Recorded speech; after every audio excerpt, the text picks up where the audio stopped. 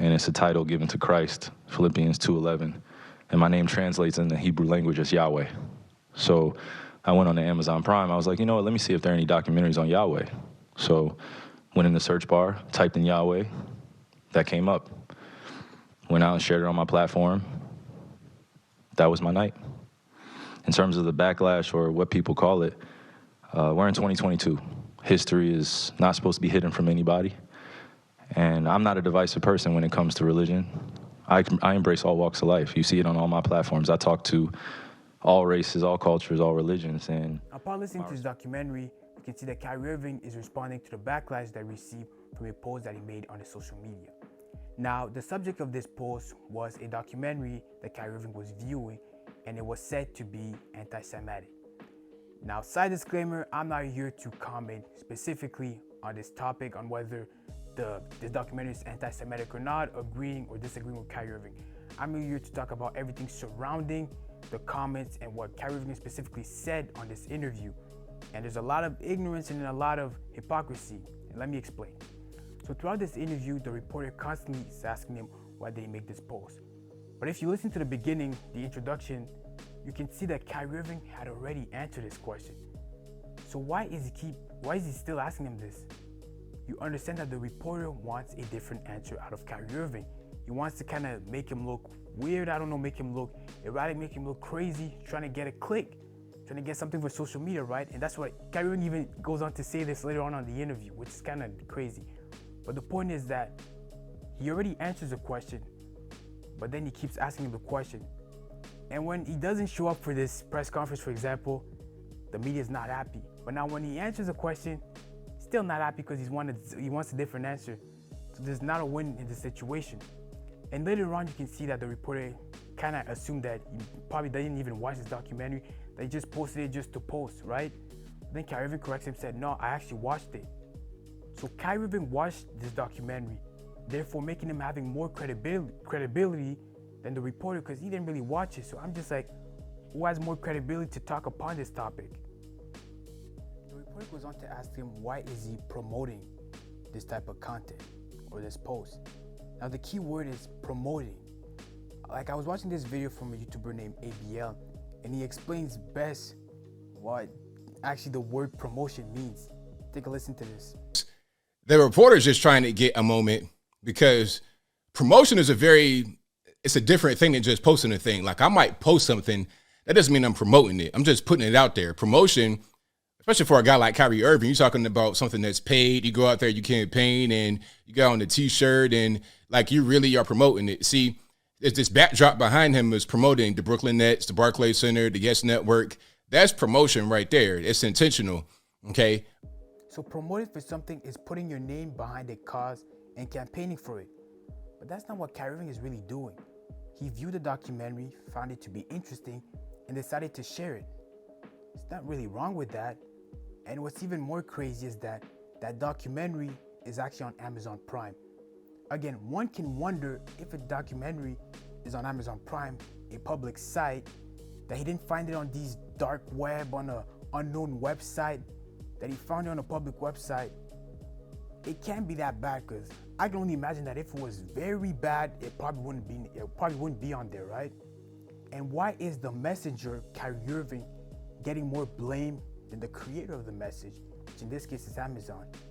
Again, I just find that all to be interesting, because he's getting the lion's share of the backlash, but no one is really considering who actually created this documentary. He's just sharing it and just kind of giving his opinion. And again, you see that the media, they go on these different sports shows and all that they keep saying, Kyrie Irving's trying to be more smarter, trying to pretend that he's this higher guy, whatever.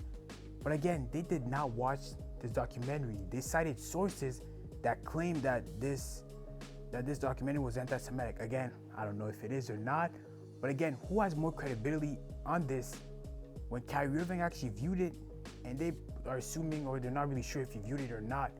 So again, who has more credibility? And that's just my point of view on that, because again, he watched it, they didn't. In this case, who is gullible? Is Kyrie Irving gullible, or is the media being gullible?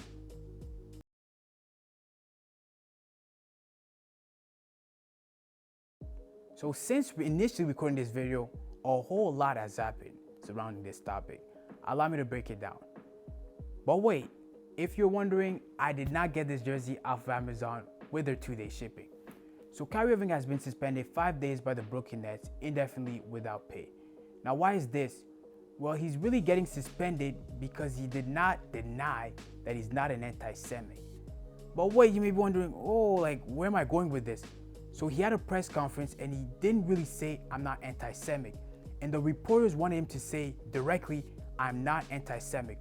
Although if you listen to the interview or the press conference, you can see that Kyrie Irving denies every negativity that is said in that documentary about the Jews and saying that he does not support it.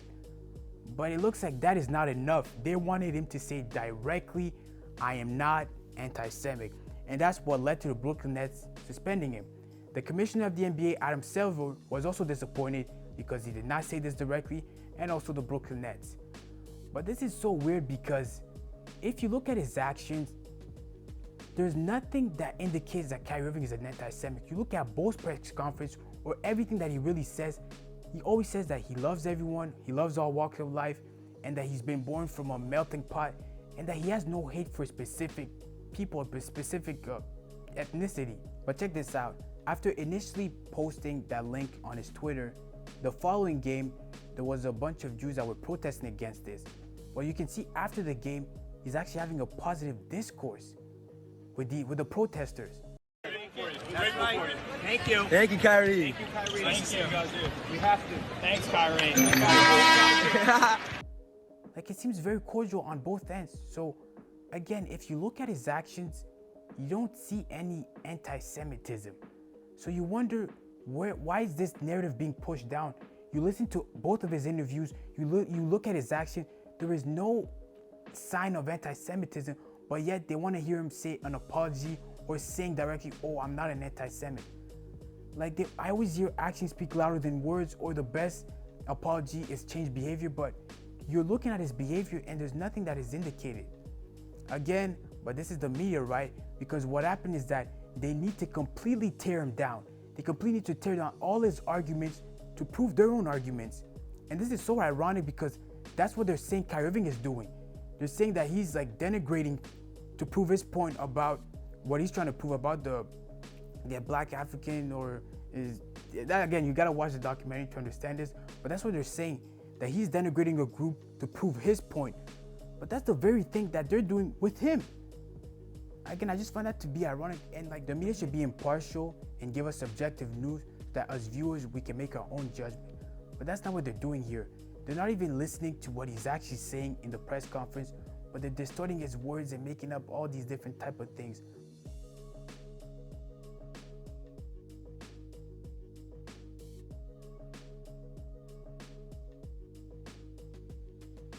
But why not actually listen to what he's saying, make better analysis, and actually ask him the right answers? That's why Kyrie Irving is getting tired of answering the same questions, because he's been answering him since the initial press conference, but you guys don't want to listen. And then you guys call him all these different names, you try to put him down, you try to do all these different things, and now ironic, that's what you're saying he's doing. And then you start calling him names. I think Shaquille O'Neal said, oh, he's an idiot, he doesn't know what he's talking about. But is he really? Because it's funny, because 2 years ago when Kyrie Irving wasn't playing for the Brooklyn Nets because he wouldn't take the vaccine. Again, we're not going to open that can of worms, because I'm pretty sure these reporters, the media, they have different thoughts on the vaccine now than they did 2 years ago. But we're not going to get into that. And we're not even going to give him credit for that. We're just going to brush that and try to forget that. But he was actually doing research during that off time. He was doing research, he was reading, he was doing a whole bunch of stuff. He wasn't just sitting on his couch and doing nothing. So who's really credible in this situation? The media, they didn't really watch the documentary. They're really doing analysis based on someone else that watched it, but he actually watched it. He's actually doing the research. He's doing this, that, and that, but like, he's the one that's making him seem like he doesn't know what he's talking about. Again, it's going back on that hypocrisy and the ignorance. But hold on, I will say this. When he was asked if he's anti-Semitic or not, I do agree that he should have said that up front. Like, no, I'm not anti-Semitic. And that would have kind of slowed down all the blowback that he received. But again, two things can be true. And that's what we need to be able to do here. We need to have nuance. We can't just say, oh, since he said that, everything else that he says is disqualified. You gotta be able to have nuance. That's the whole point of having debate, seeing two different perspectives. You don't have to disqualify everything he says. You can say, okay, these things that he said here is right, but everything here he says is wrong. You don't have to agree with everything he says to understand him. You can understand him again without necessarily agreeing with everything he's saying. I think that's actually a better way to put it. So, but that's not what they're doing. They almost have to agree with everything he's saying so that they can kind of feel good and they be like, okay, since we're all on the same page. But that's the whole point of having diversity of thought, is seeing two different things. We don't all have to agree on the exact same things. And although he said, I don't agree with everything on that documentary, that's the key point. I don't agree, specifically everything regarding the Jews, I do not agree on that. But again, they're not hearing that. So can we even have a conversation? Can they even have a discourse with him? It's impossible. That's why he doesn't want to answer more questions, because again, they're not really asking him the right questions. But another thing that's interesting is that when you watch the full interview, the full press conference, and you go down in the comment section, you can actually see that the commentators or the people actually posting those comments, they have way better breakdown, way better analysis on what Kyrie Irving is saying. Even people that don't necessarily agree with him, they can still kind of have nuance and kind of see different sides. And I'm like, wow, like how come the people in the comments, they can kind of, and analyze and be like, okay, this is what he's saying, this is what he's saying. We're not going to take anything out of context. But the media, they're doing the complete opposite. So who do you believe in this case? The media who's taking certain clips from what Kyrie said in the press conference and fabricating their own narrative, and you only hear what they want you to hear, or people that are actually watching the full press conference, whether they agree or not, they're actually giving insightful analysis. And that's why podcasts is so necessary, because they're longer version and they don't allow anything to get taken out of context. So people are actually giving their full commentary. They're actually breaking down, giving analysis, and they're not being subjective. They're actually being objective. And people enjoy watching podcasts way more than they enjoy watching these sports debate shows, because they're always pushing down the same narrative, especially when it comes to topics that are a bit more, I'd say, sensitive. But when you listen to a podcaster, for example, you can kind of make your own opinion. They're not trying to push down a narrative. You listen to them and you're like, okay, let me take what I want to hear. But you don't get that from the media. That's why the media has to be careful, because if they keep going down this route, people are going to start going away from them and moving towards podcasts. And I think that's going to be the wake-up call, because it seems like nothing else is working. That's what I'm seeing. Be surprised when you start seeing people migrating towards the podcast.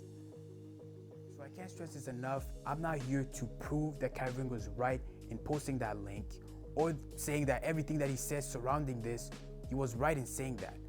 I'm not here to talk about that. You can watch another video, they might be able to break this down further. But I'm here to say about everything surrounding it, right? Because the media keeps saying Kyrie Irving should be held accountable, this, that, and the third, should be suspended, should take responsibility, everything like that, right? So if the media is holding Kyrie Irving accountable, who's holding the media accountable? But kudos to Kyrie Irving, because he did finally explicitly apologize and state that he is not an anti-Semite.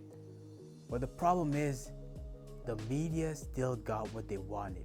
Although he formally apologized, that's what they wanted. So no matter what he does, everything that he does is still disqualified. There'll be, whether it take him this long, oh, why are you not standing on your stance? Some will say this. So regardless, Kyrie Irving lost in this. The media got what they wanted. So the guy that said initially in the first press conference that we saw that he took this clip and tried to push it in the direction that he wanted, that actually happened. So it's just sad to see that both sides can be seen. Like, only one person can win. They can't be like, oh, but you see, Kyrie Irving still have some good points here. Maybe not everything he said was right, but I can see where he's coming from here. But no, it's either the media is completely right and Kyrie Irving is completely wrong. Or Kyrie Irving is completely right. But in that case, that wasn't gonna happen. See, a better question that the media could actually ask is, hey, Kyrie Irving, why did you not supply context when posting that link to the documentary? Why did you not state what you agree with and what you don't agree with? Then Kyrie Irving could have been able to say, oh yeah, that's actually a good question. I actually didn't think about that. and then things could have been better resolved. And then they could also say, but oh, there's some things here that probably we didn't really agree with. And then you're actually having a positive discourse. This would have been a way better question. And I feel like this whole fiasco would have been way mellow, would have been way down, because there wouldn't have been a big uproar. But by asking the wrong question, by not listening to what he's exactly saying, this is what happens. So in closing, I challenge you to make your own opinion. I'll leave the link to the full press conference down below in the description, and I'll let you make your own opinion on what you believe and don't believe. And remember, you don't have to agree with everything to understand them. And even if you, let's say, want to watch the documentary, which again, I'm not here to promote it, but you can find it just by typing his name, Kyrie Irving, and for sure it'll show up. And as for Kyrie Irving, I have this to say. When you post something, when you want to say anything, especially as, won't say controversial, but as very sensitive, to supply context. And I feel like that could actually help you, especially in the future, to avoid all this drama or all this press around it. Wait. Before you actually leave, let's say you did not watch this entire video. I'm literally gonna summarize it for you by this quote: don't listen with the intent to reply, but listen with the intent to understand.